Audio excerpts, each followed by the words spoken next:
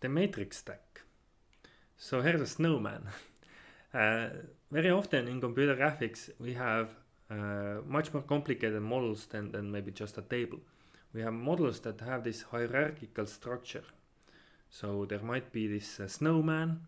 It has a head and a right hand and a left hand and a body, and these are all different parts of the snowman that might need to be transformed differently. And of course we want to move the entire snowman somewhere, and when maybe the snowman is jumping, then maybe the body is moving, and then the head and the left hand and the right hand also have to move along with this body, but they can also move individually.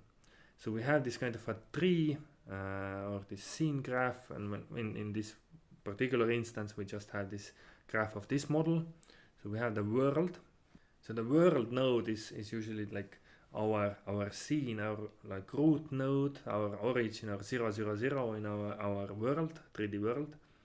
And then it has children. It has objects that are in that world. In our particular case, we just have the snowman, and the snowman has other children. Its immediate children is its body. This is, let's say, 1,000 vertices that make up this body of the snowman. Then it has 3 children. The head of the snowman, maybe 500 verts, left hand, right hand, 200 verts each. And all of these have their own like individual transformations that are also affected by the parent transformations. Now, to illustrate this, for example, if we want to draw the body, then we need to do the snowman's entire transformation times the body's transformation times the body's vertices. Now, if we want to draw the head, then we want to do the snowman's entire transformation again, the body's entire transformation again, the head's transformation, and then the vertices of the head. So those transformations are relative to each other. So where is the snowman? Where is the snowman's body in relation to the snowman's entire location? Where is the head in relation to the snowman's body? And so on. Similarly with the left hand and right hand. And we can move, let's say we want to make the snowman wave, we can move the left hand by changing the transformation in this matrix L that defines all the transformations for the left hand in relation to the body, while keeping the snowman's transformation, the body's transformation the same. So the snowman stays at the location where it is, but the left hand is kind of waving, let's say. Now, one way to encode this would be to use a matrix stack. Now, there are different ways, different libraries do it differently. So 3GS actually stores those objects in this object-oriented way, where every object has children and every node has different matrices.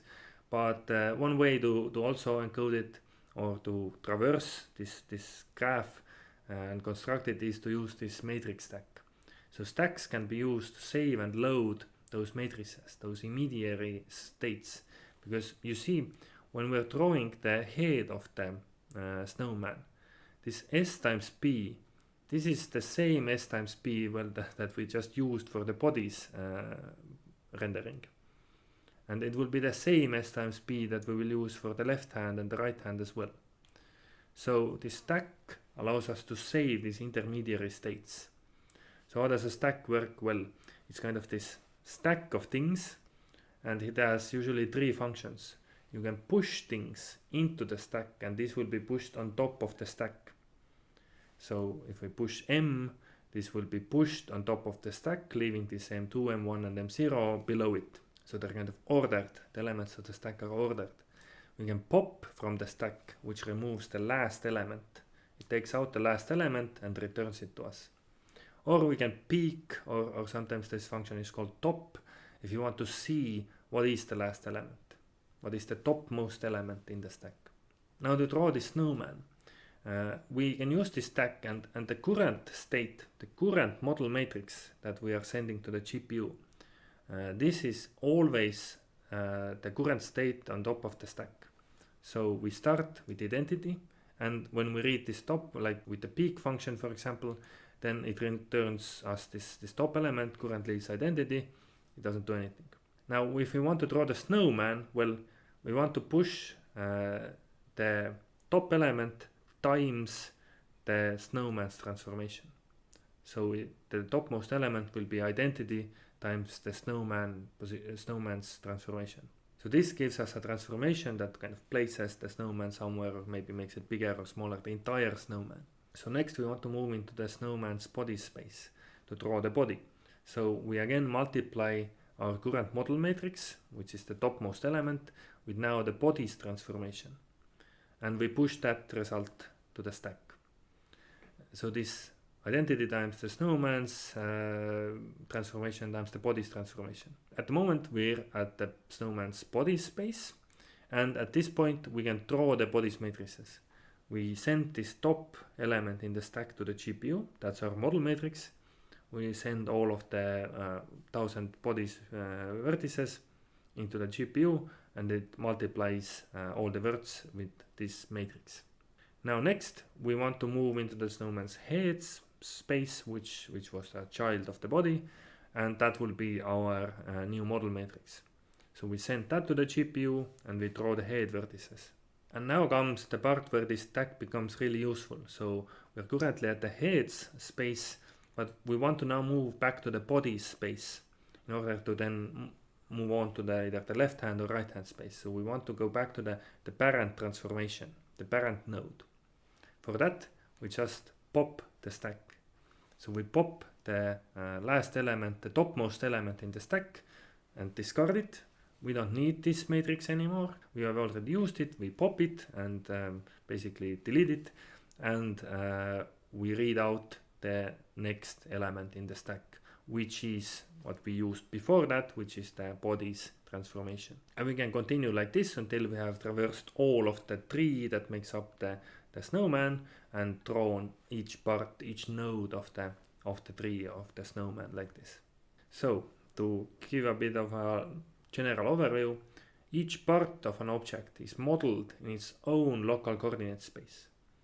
So in this particular instance, the snowman case, we would have the snowman's body's coordinates relative to the body's origin, the snowman's hand's coordinates relative to the hand coordinates, and so on.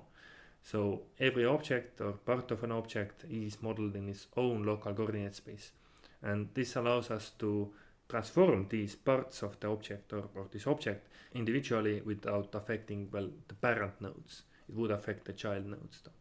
So when we traverse the scene graph, we can kind of save and load these important intermediary states with this push and pop from the stack. The reason for this is that we wouldn't need to recalculate the same matrix multiplications many times or to find inverse transformations. For example, if we have this A times B times C, and now we want to move back to the AB space, we want to discard this last C that we multiplied into the transformation, then instead of like trying to find the inverse of C and then getting rid of it from the numbers, from mathematically, which would work, but that would be very expensive, we would just pop the stack and look at the top element, which was the previous matrix that we just used. So from this video you should understand the scene graph. 3D objects and, well, their parts have this hierarchical structure, and I don't know why they call it a graph. It's just a tree. There are no cycles in the scene graph usually. It's just a scene tree, but maybe the scene graph sounds more easier to say.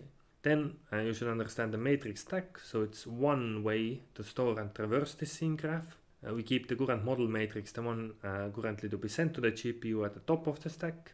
And, well, there are also other ways to traverse the scene graph and store the scene graph in this object-oriented way, for example, where each of the instances of a class has children and a parent.